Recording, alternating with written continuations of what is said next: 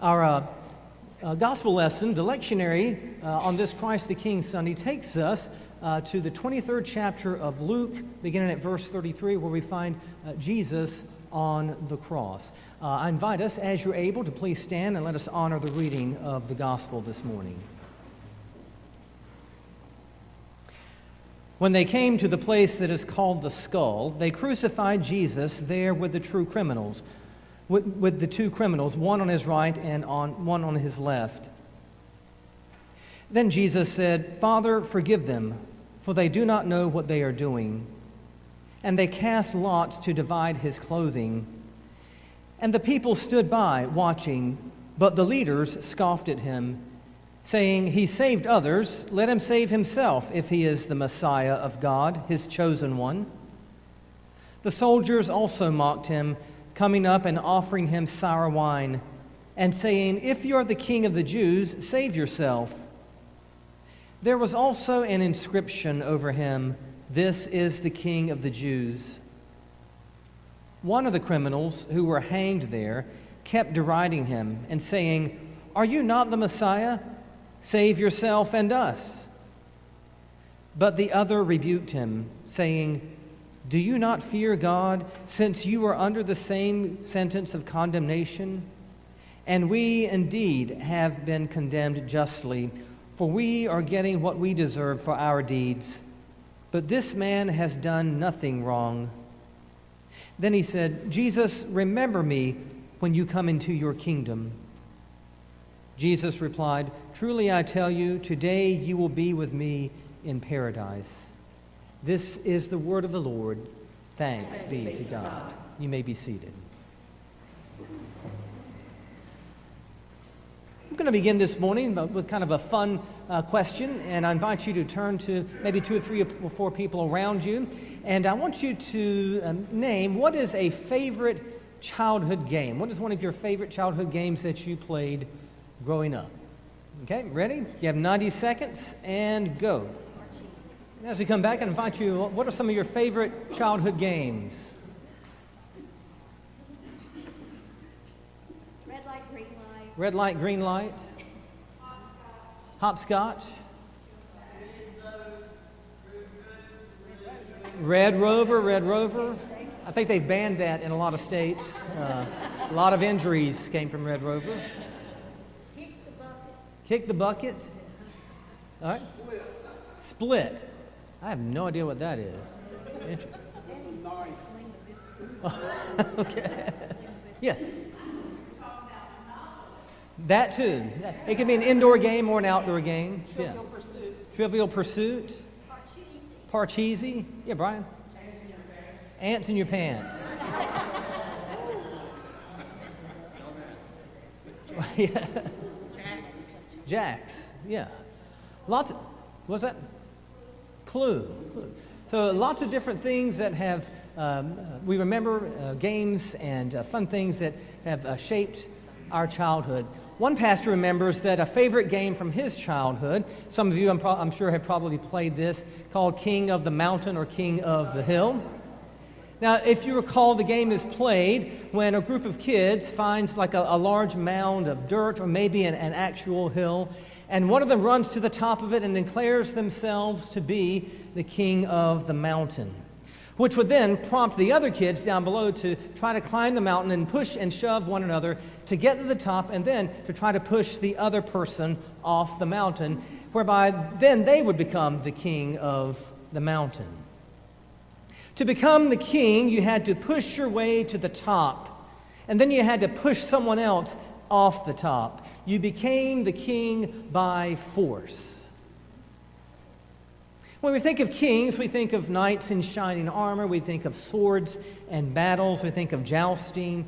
Maybe we think of a king as a kind but just ruler, a decision maker, a monarch who rides into battle, leading the charge, who helps gain the victory by defeating his enemies.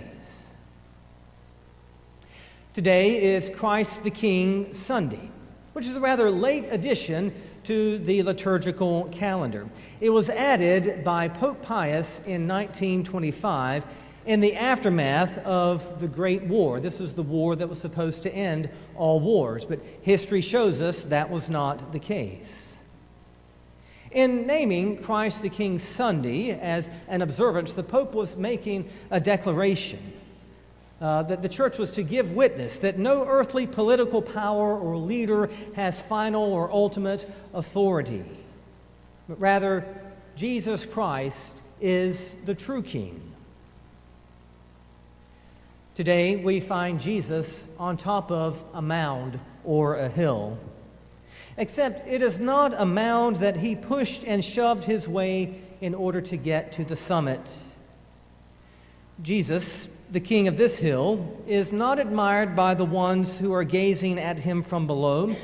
He receives no admiration, no accolades, only mockery and derision. If you're a king, come down from the cross. Save yourself. Save us.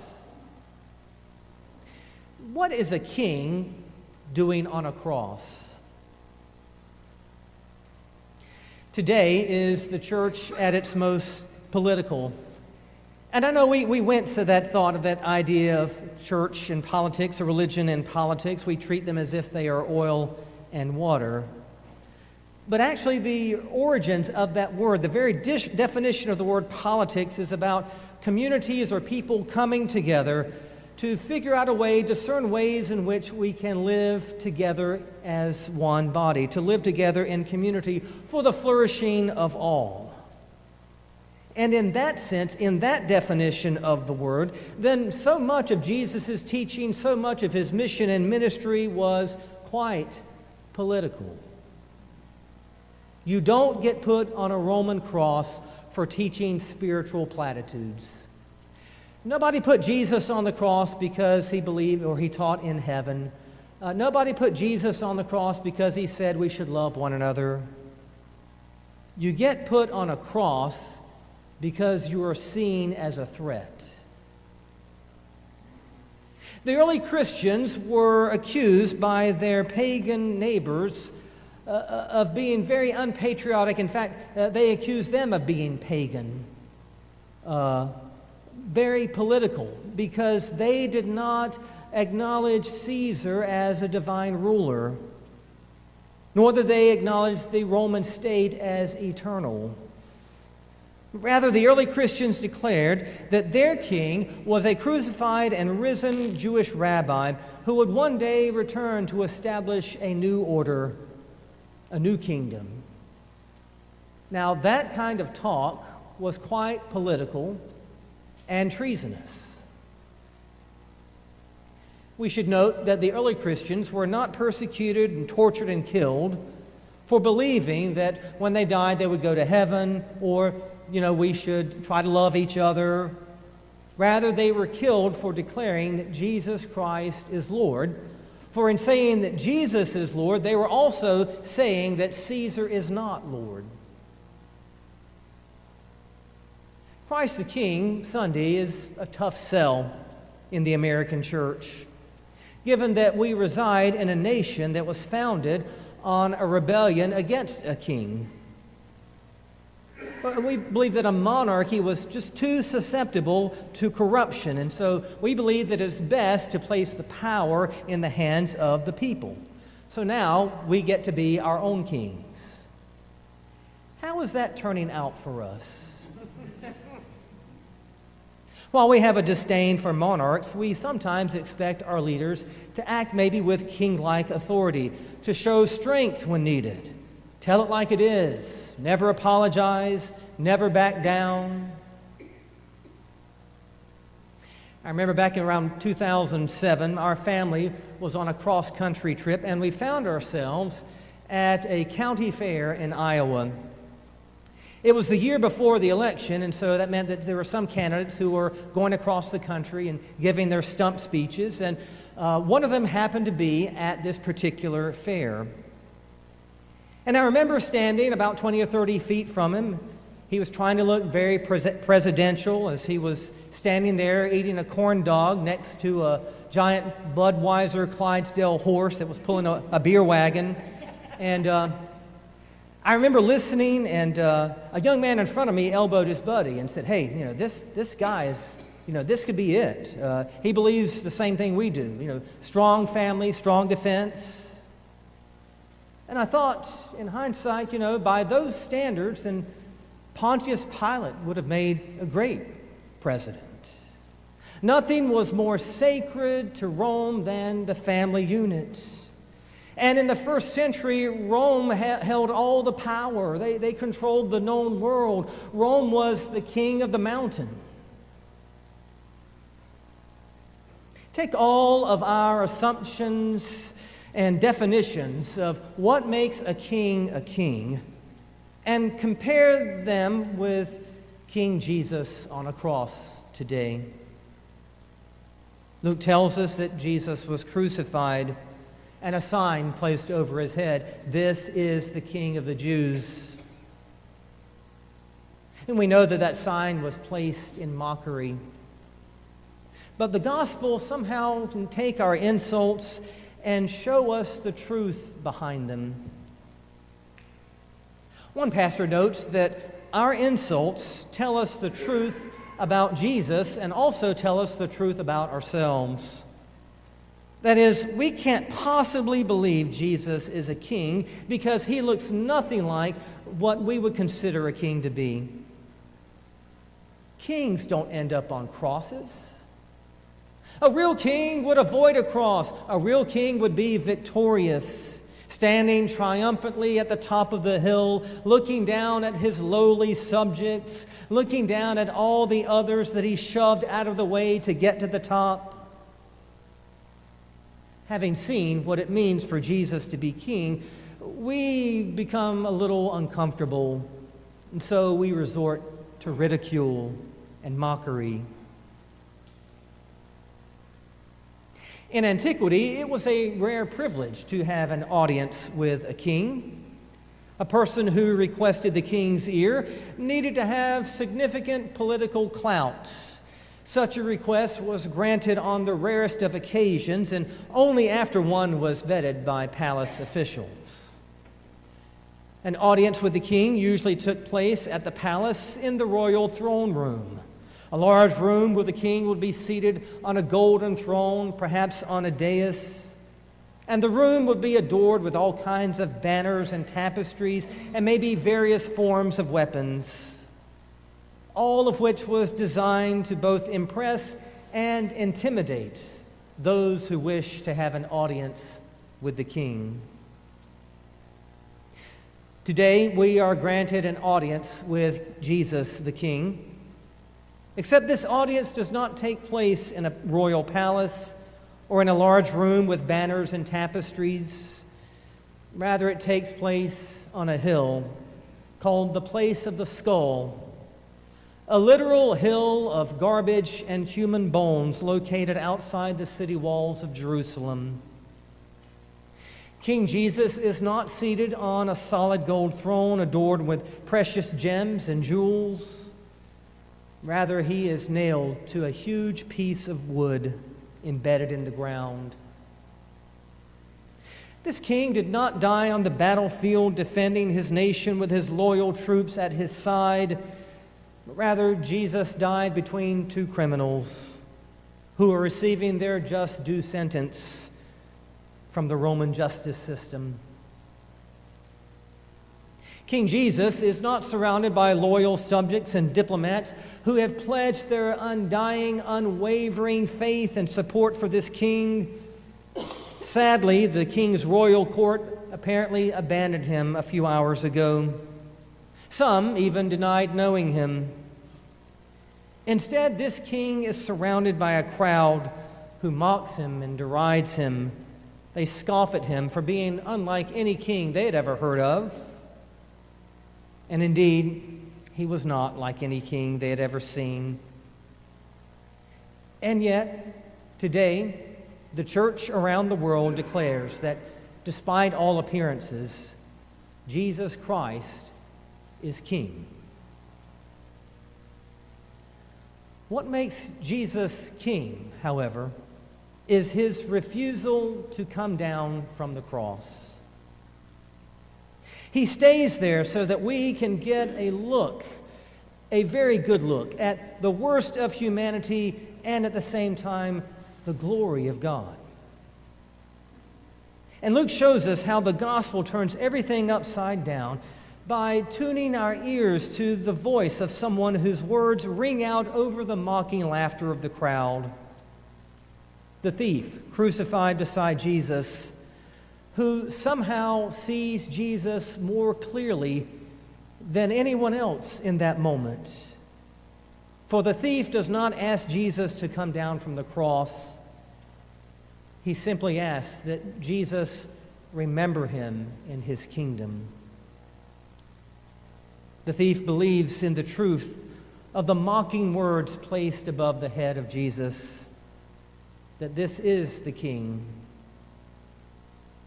In the end, the thief learns to trust in Jesus' words that he will be with him. A phrase that gives us a glimpse of the upcoming season of Advent, in which we remember the season of Emmanuel, the name that means God with us.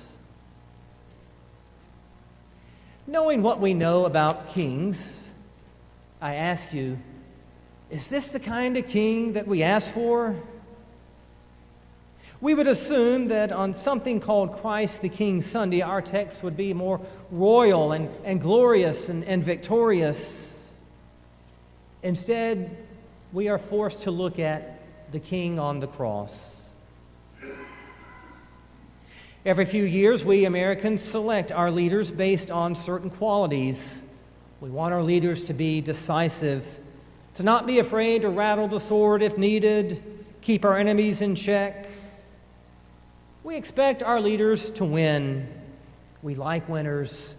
We vote for leaders who promise us a better tomorrow. Leaders whom we believe reflect our values, whom we think will give us the security and prosperity that we long for.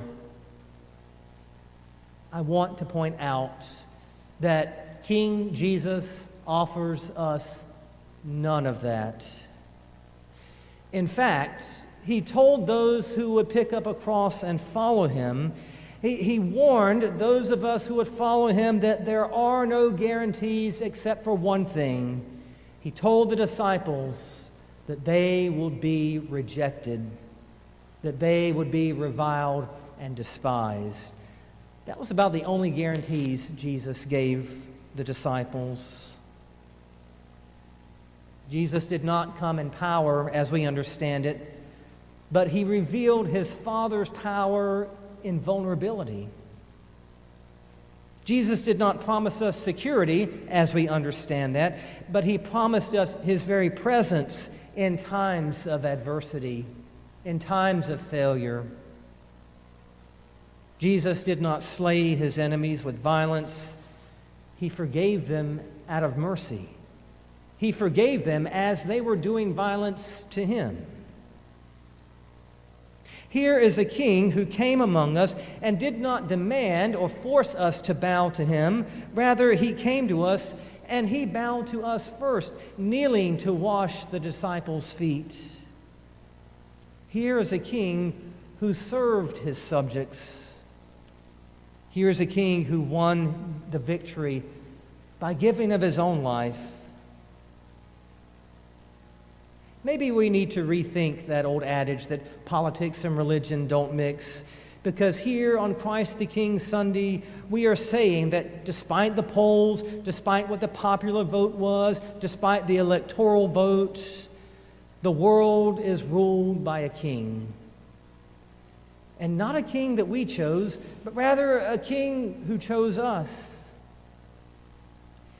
And at some point at the end of human history, whatever that may look like, we declare that the kingdoms of this world will fade and eventually submit to a kingdom not of this world. The path to kingship for Jesus was one that rejected power and privilege. The road to his coronation did not take a detour around pain and suffering. It went straight through the heart of it. Every Sunday morning, we pray the Lord's Prayer that includes the line, "Thy kingdom come, thy will be done on earth as it is in heaven." And when we pray that, we are saying that we are not satisfied with the present arrangements, that this world is not how God intended it to be. We see in the life, death, and resurrection of Jesus a different world, a whole new world, a different kind of kingdom. Someone has said that Jesus' kingdom is not about what we consider strength, but about divine weakness, the weakness of a crucified king, a king whose crown is made of thorns, whose battle plan is forgiveness and mercy. About the only things left in his hands on the night before he was crucified was a loaf of bread and a cup. Here is a king who rules not in what we think of as perfection, but rather in divine brokenness. A very different kind of king. During World War II, a man emerged from a bomb shelter in London after a night of terrible bombing. And amid the rubble, there was a vendor selling that morning's newspapers. And as the old man walked by, the vendor asked him, "Do you want the newspaper? Do you want to see who won the battle?" And the old man stopped and he pondered and he said, "I don't need a newspaper. I don't need to know who's won the battle, because I already know who has won the war." That's kind of a good way to sum up Christ the King Sunday. In our run-ins and daily setbacks, we live in hope and in confidence. Despite the evidence to the contrary, we have been transferred from a kingdom of sin and death to an everlasting kingdom. The war has already been won. The late Chuck Colson, who served as the former legal counsel to Richard Nixon and also served a prison sentence for his role in the Watergate scandal, Colson later founded a prison fellowship, Christian Prison Fellowship, and he once said this: "All the kings and queens I have known in history sent their people out to die for them. I only know of one king who sent himself out to die for his people and to die for his enemies. This is our King. Thanks be to God. Amen."